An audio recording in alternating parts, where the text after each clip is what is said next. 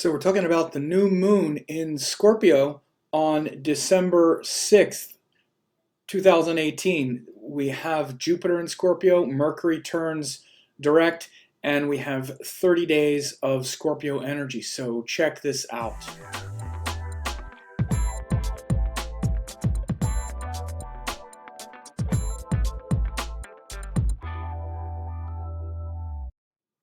Okay, folks, so I'm glad to have you here and to be talking about this Scorpio energy. I'm just getting back after some conferences and whatnot, and it's good to be talking about some astrology again, and especially talking about this new moon that we have in Scorpio.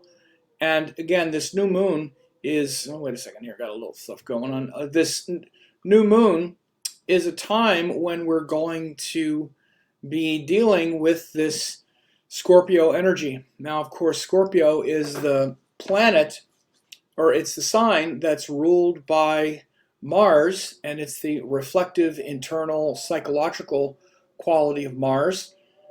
So for the next 30 days, we're going to be experiencing quite a bit of that sort of self-protective, emotionally protective, quality. It's also the fixed water, the Tamasic fixed water sign. So Tamasic is about fear, worry, stress, also the physical body, things that can get stuck, where we can kind of get stuck in them. And you would understand this to mean where we can get stuck emotionally, psychologically. The feelings and emotions want to flow, and we can get stuck in them a little bit in Scorpio. And my guru Amachi says that love isn't an emotion, love is a flow. Love is a flow, Love is a flow. That's a pretty cool thing to ponder. We tend to think love is an emotion, and the opposite of love, of course, is hate.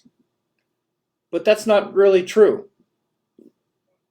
Amma also says love has no opposite. There's no opposite of love. The love that has its opposite in hate is not actually love. It's some kind of emotional desire. It's an expression of desire, right? Like parents don't hate their children when their children don't do well, right? We don't hate children. We only hate people and situations that we don't love because we didn't actually love them to begin with. It was some kind of desire that we had invested in them, and then when they fulfill our desire and make us happy, we love them. I love you so much now that you're making me happy. I hate you so much now that you're not. And we call that love in our confused state. So I say this because Scorpio is that sign of pure love, which is actually more like devotion. Pure love is actually not even like, oh, I'm blurry. It's not even what we would call, again, love in that sense. It's more like devotion, like a parent is devoted to their children. Ultimately, we need to be devoted to God or higher purpose. And yes, we can also be devoted to our partners and to all people around us, but only when we manage our desires. When we invest our happiness in them, then there's no love possible, because whatever it is that we're doing is based on what we get. And this conditional, quote, love is not really love. It's a conditional relationship. And a necessary one, because we need to understand how to engage with others and how to share and how to play fair. So we learn all kinds of different lessons in that exchange. But it's usually not what we would call love. Eventually it could be love, but that's the same love that we could have for all people. But the romantic relationship, for example, teaches us how to play fair, and how to share, and how to accommodate others, and how to not just be this sort of narcissistic, pleasure-seeking organism. And that's a whole different thing than love, which flows naturally out of us. Nobody has to teach us how to love our children or how to love our pets. It's just a part of who we are. I'm talking about this a lot because that's the nature of Scorpio, is to have that pure love and to connect with it. But also the vulnerability that we experience when we share it with other people, because we know how vulnerable we are in that love, especially again in a kind of with other adults or even in a romantic situation. This is why romantic relationships can be difficult with a lot of Scorpio energy, because that desire to merge through the heart and that longing is really the longing for God. It's not the longing for the partner.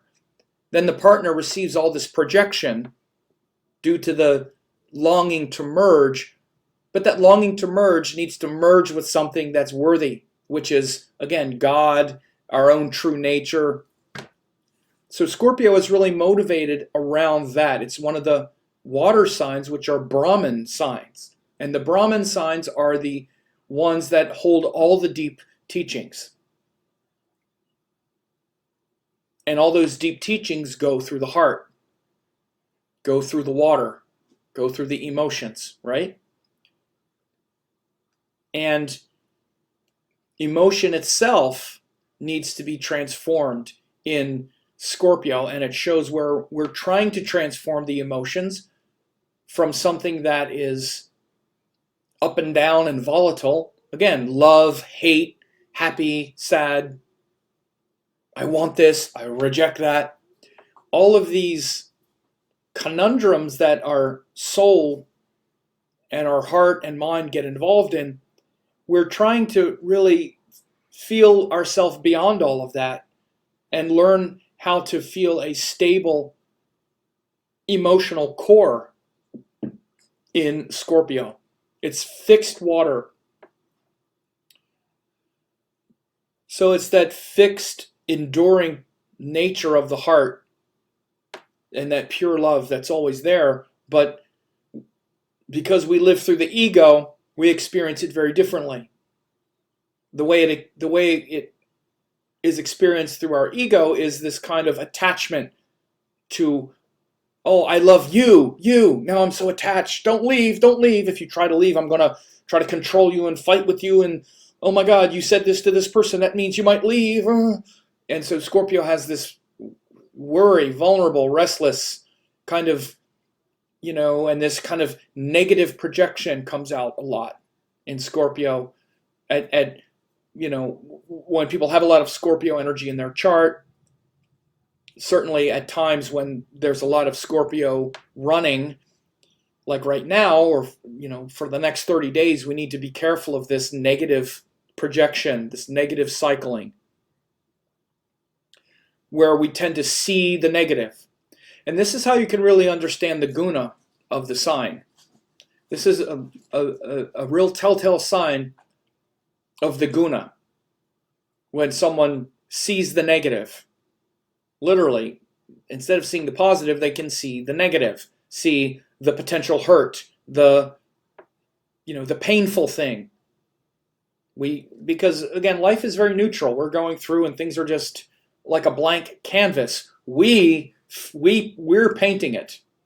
We're painting our life on the blank canvas of all of these very neutral experiences.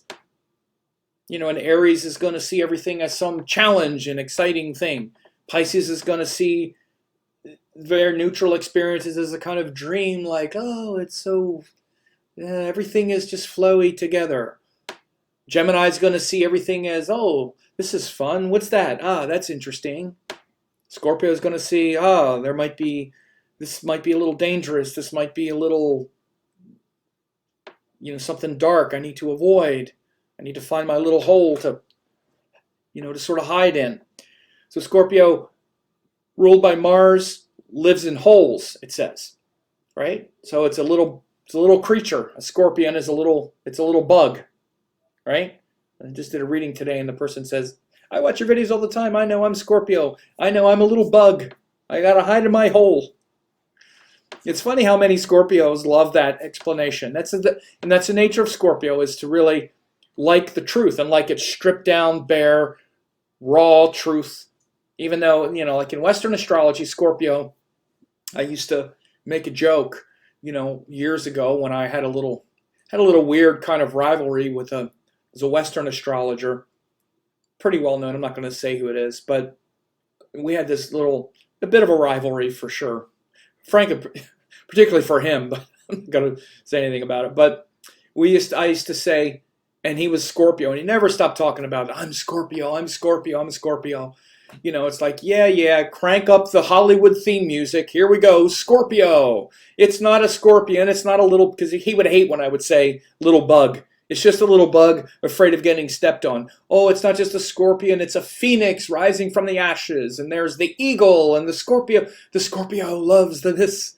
It's to tease him about how, especially in Western astrology, rather, it's like, I used to say, crank up the Hollywood theme music. Here comes Scorpio.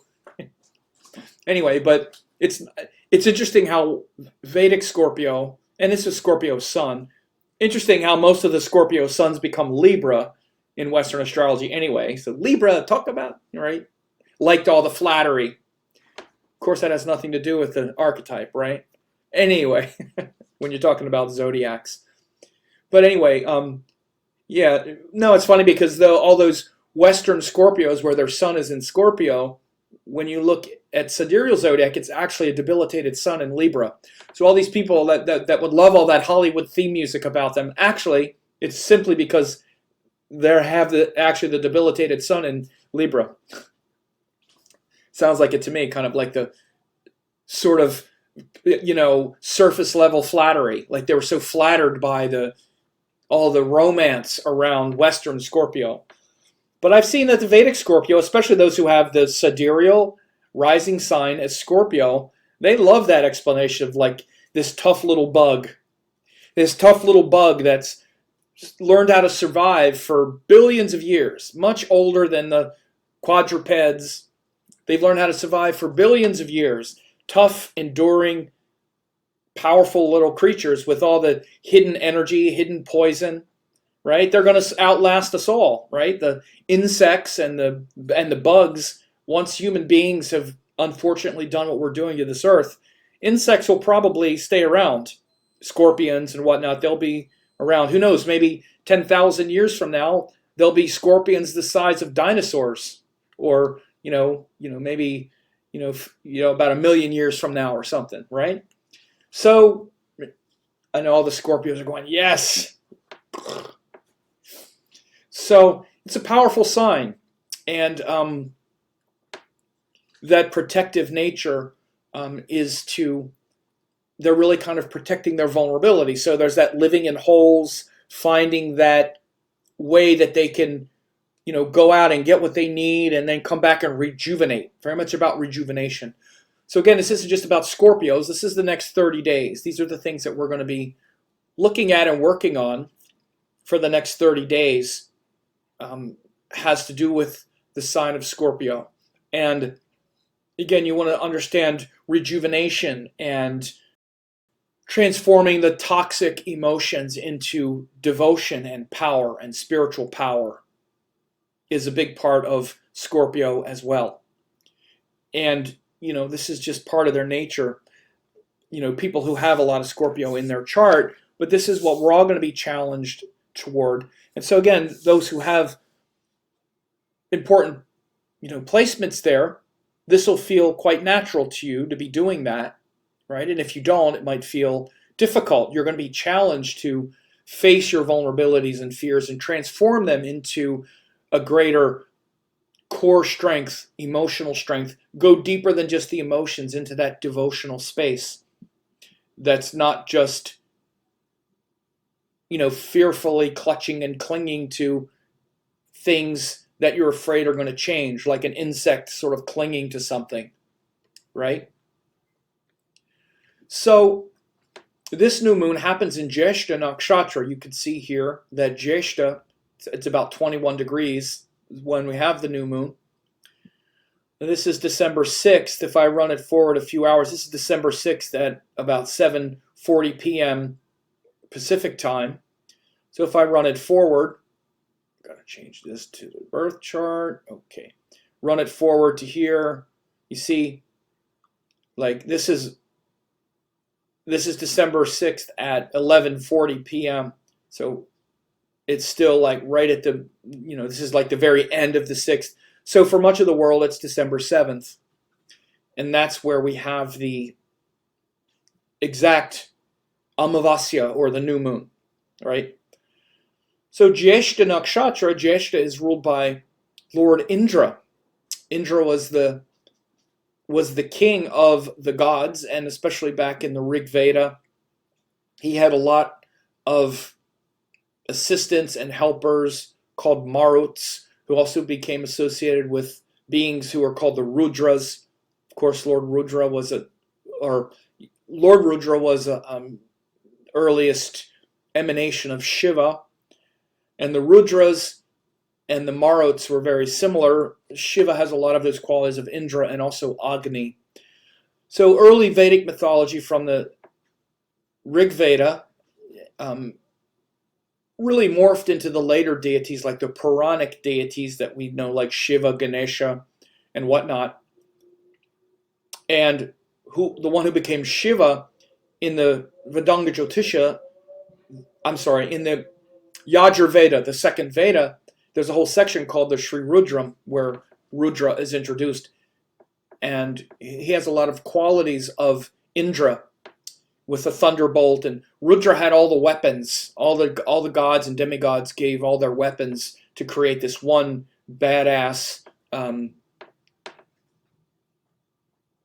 deity who could slay Lord Brahma for committing a sin, the original sin and whatnot. It's a pretty interesting story. But he had Indra's thunderbolt, had the weapons of other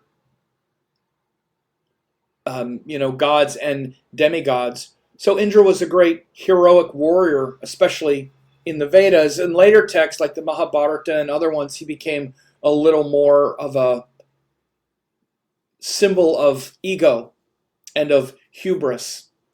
And I don't really look at that quality of Indra as much here. It's certainly possible for us to get carried away with our ego, for sure. But those qualities of Indra, getting into some battle with an Asura and then losing the kingdom and all that, it's a little different. It could certainly be something or a symbol to notice. But you want to also connect with Indra as the one who slayed the demon and returned all the water to the earth. He allowed himself to be swallowed by the dragon who came and drank all the water and took all the water away from the earth. Indra went to fight with him, and the only way that he could return the water to the earth was to get into his belly and slice his way out from the inside. So he allowed himself to be swallowed, and then all the water flowed. So it's really a great story of allowing ourselves to be consumed and swallowed by that dragon of our sort of paranoia, which can be the negative side of Scorpio, that kind of paranoid projection when we're disconnected from that devotion and when we're disconnected from love and the heart. We can allow ourselves to be swallowed, or it's kind of like getting swallowed by this dragon. It's kind of swallows us up. But then to return that pure love and that those waters of love back to our life and back to the earth, we have to cut our way out of it, right? So just like Indra cut a hole in the stomach of the dragon and returned all of the water to the earth, this is what we can do as well. Rather than being consumed and swallowed up by those, by that dragon, by those dragons of insecurity, we can also be reconstituted, or we can reconstitute that joy and love and devotion by cutting our way out of that and re-emerging. So it's kind of an interesting symbol, kind of like that phoenix rising from the ashes kind of thing, right? Cutting ourselves out of the belly of the beast is a powerful symbol for Jeshta and Lord Indra. But again, we also want to remember that it's the, it's that king of the gods, right? And the king can have quite a bit of hubris if we're not careful. He can be kind of inflated, self-important. You'll often see a lot of political leaders and whatnot who have a lot of Jeshta energy. The current president of the United States has Moon and Ketu in Jeshta. And so we have to be careful of the abuse of power, the abuse of authority. And again, in later texts, you see where Indra did these kinds of things, kind of wound up getting into battles, and the Asuras would know how to. Asuras are like demons or lower creatures, would try to goad Indra into a battle only to, because they knew that they could perhaps win the kingdom from him if they,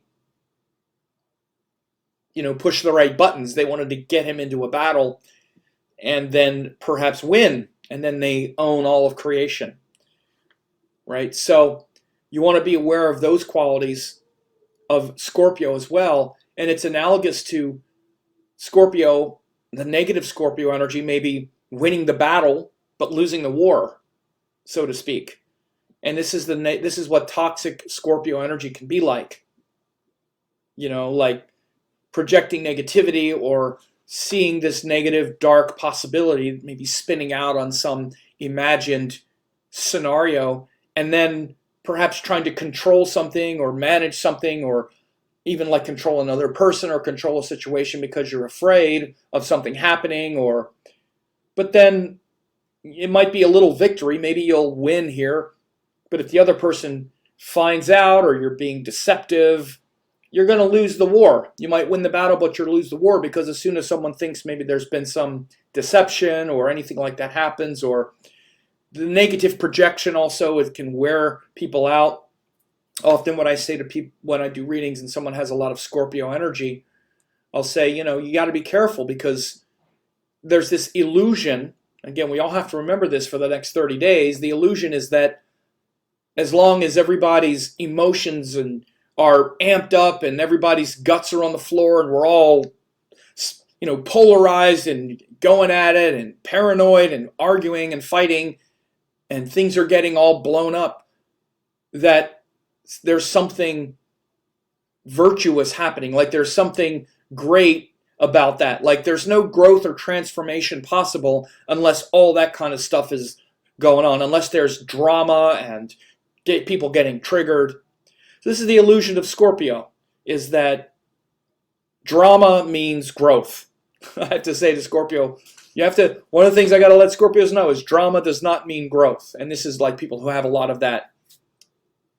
Drama can sometimes and often just means drama. Like something happened, you got triggered, you had to make drama over it, and then you wonder why people don't want to deal with you, perhaps.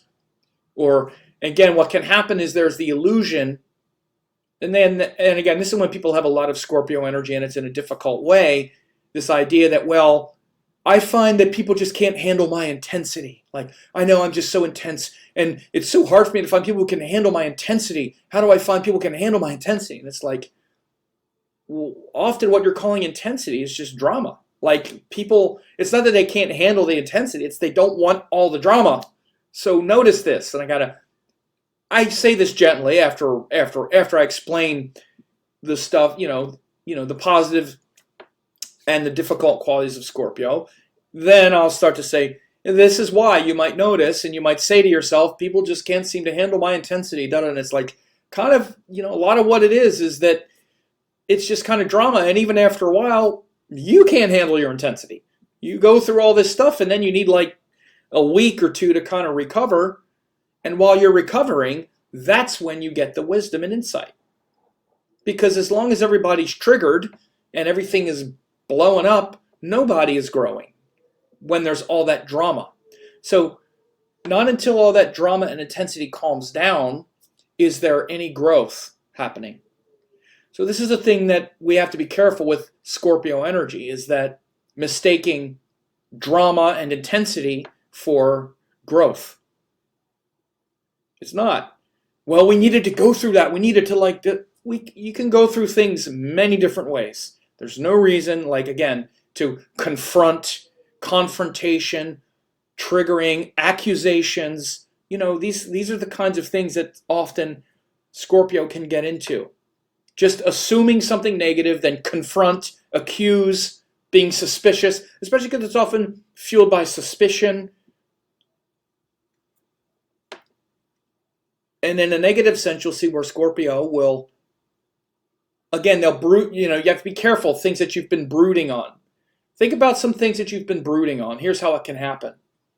You've been brooding on it, you haven't said anything, and you're formulating a story. Oh, he thinks that, or he's doing that, or I've seen this. Social media is great for that, because we all can be like secret detectives.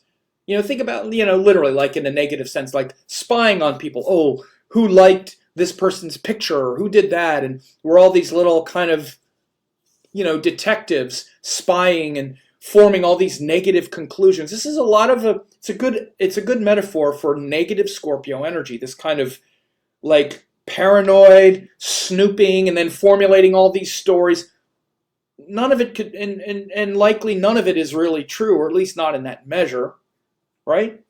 Formulating all these stories, but even just say with someone that you know, like you've been letting things build up and you're starting to putting the pieces together behind the scenes or something, and then something happens and then all of a sudden there's a confrontation and someone confronts you, or you confront someone with all this story. You've already decided what happened, what it meant, and that they deserve whatever you're going to give them now.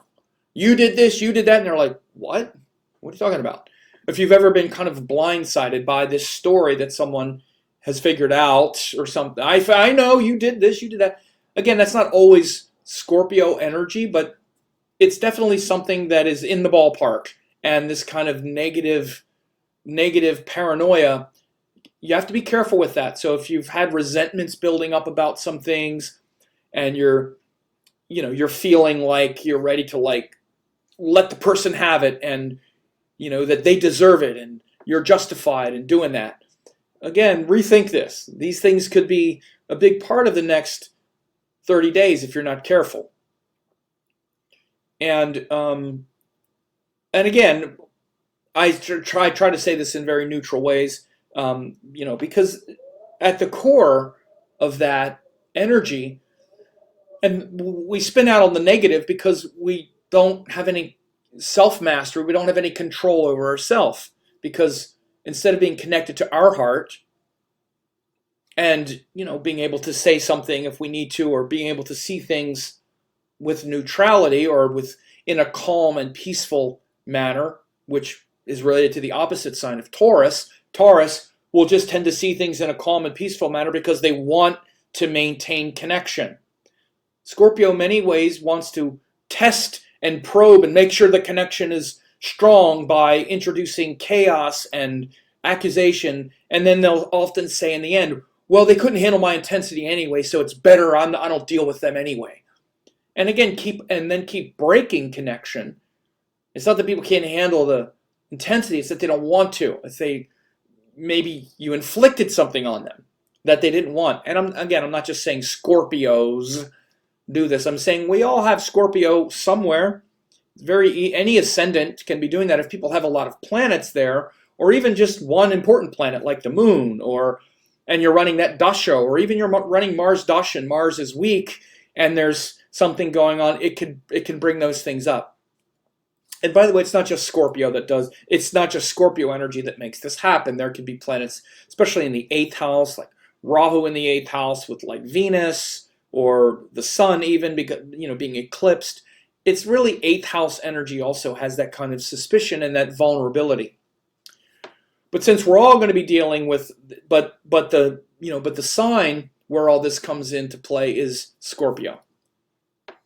So underneath it all, what we're trying to do is to feel emotionally stable and feel emotionally strong and connect to the heart that's much deeper than just the surface of the emotion through that devotional space, like I said. But instead, we get lost in all these attachments, and then instead of controlling that and being connected to something deeper in ourselves, we're attached. Instead of connected to the heart, we're attached to something out here, and then we lose ourselves in all this negative fear, and it can just go sort of crazy.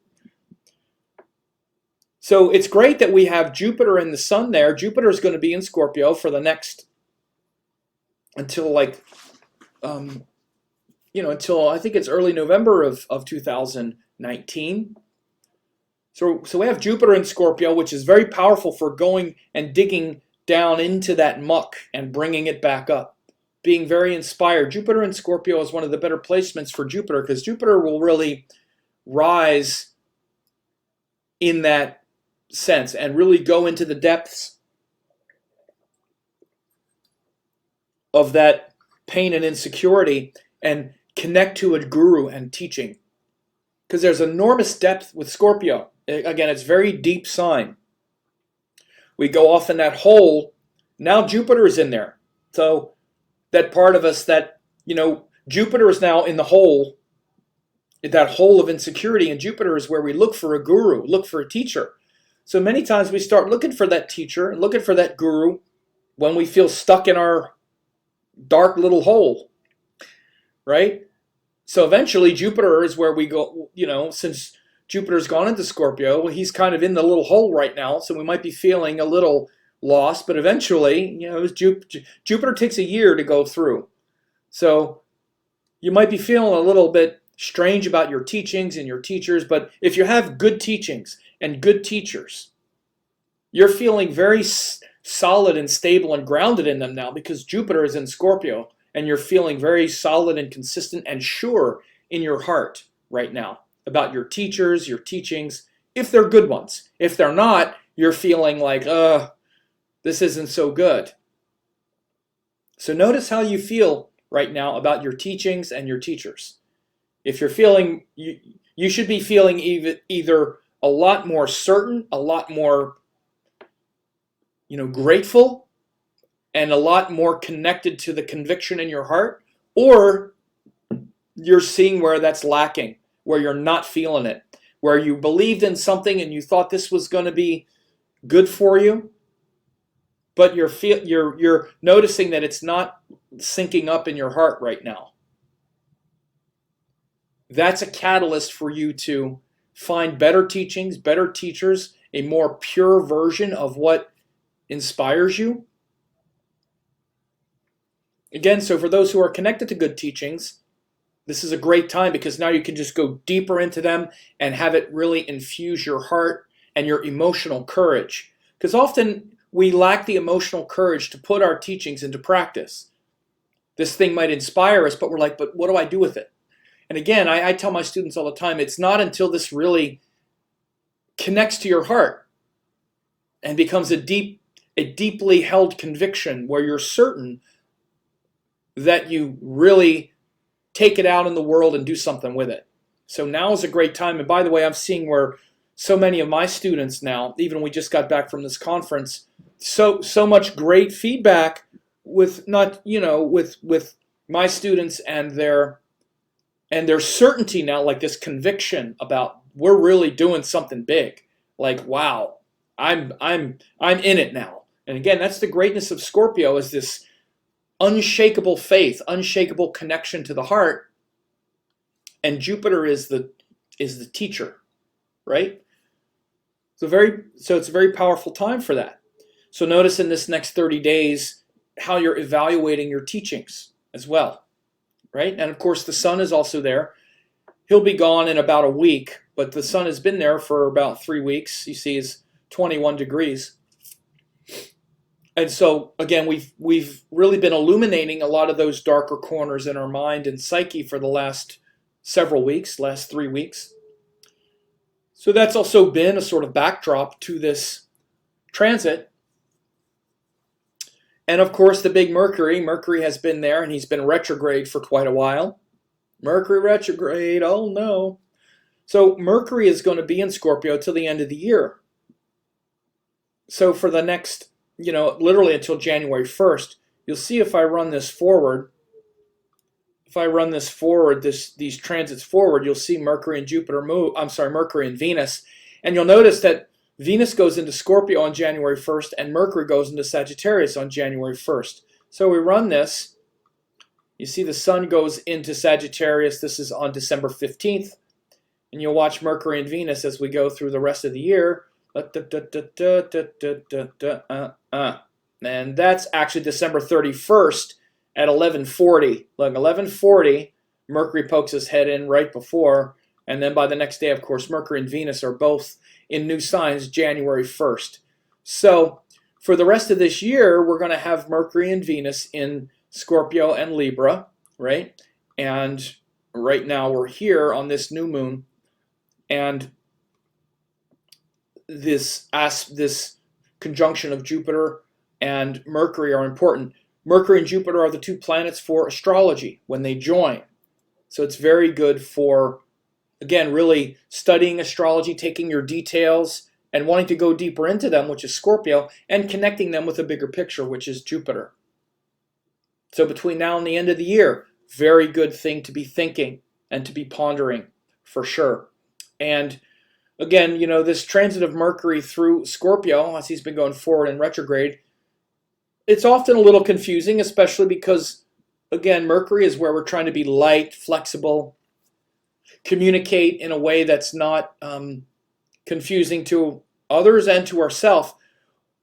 And it gets bogged down a little bit in all the emotion and drama of Scorpio, where, again, we're trying to feel that intense passion.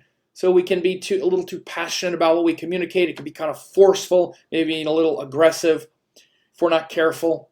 But it's also very good for research and digging deeply into things, more introspective. So hopefully that's been a good thing for you. It's been good for me. I've been doing quite a bit of research as well. And so when Mercury is retrograde, it's good for research. When it's in Scorpio, it's also good for research because we become fascinated with those things that we don't know, and especially those things that are maybe of an occult nature, like 8th house things, occult, or, hidden, the deeper mysteries that are hidden from plain sight. And so that's been, very prevalent for the last few weeks, since about a month ago. And so, Mercury turned retrograde about 3 weeks ago, 3.5 weeks. But he's been in Scorpio for a couple weeks before that. So it's been since, I think, September, or is it October? I think it's October, beginning of October, I think. So besides that, the other planets are pretty much where they've been. Mars has been in Aquarius, giving us this idea to fight for things, social change, causes we believe in, even, politics and other things like that. Saturn is still in Sagittarius, making for this focus and commitment to what inspires us, right? And so Venus has been in Libra still and will be to the end of the year, which is good for relationships, wanting to get along with others, feeling good about accommodating others, and things like that. So besides that, if you want to see how this will affect your sign, I finished the forecast for all 12 signs for my member site. Again, it's a very important 30-day cycle of Scorpio. And for each of the 12 signs, you can try that out for 50 cents. The Astrology Training Lab, you get daily forecasts as well as the sun and moon forecast, the new moon and full moon forecast for all 12 signs, rather than just this general forecast, because for Virgo, this is happening in the third house. It's a very powerful third house cycle. For Aquarius, it's your 10th house. Gemini, it's your 6th house. Right? It's totally different. It's a different focus. It's a different thing to pay attention to. Okay? Plus, you get the daily forecast as well. 50 cents, you can try it for 2 weeks. And if you like it, then you can just stay a member for $39.95 a month. Right? Cancel anytime. So you can try it out. And besides that, I hope this was helpful and you have a great 30 days of Scorpio energy.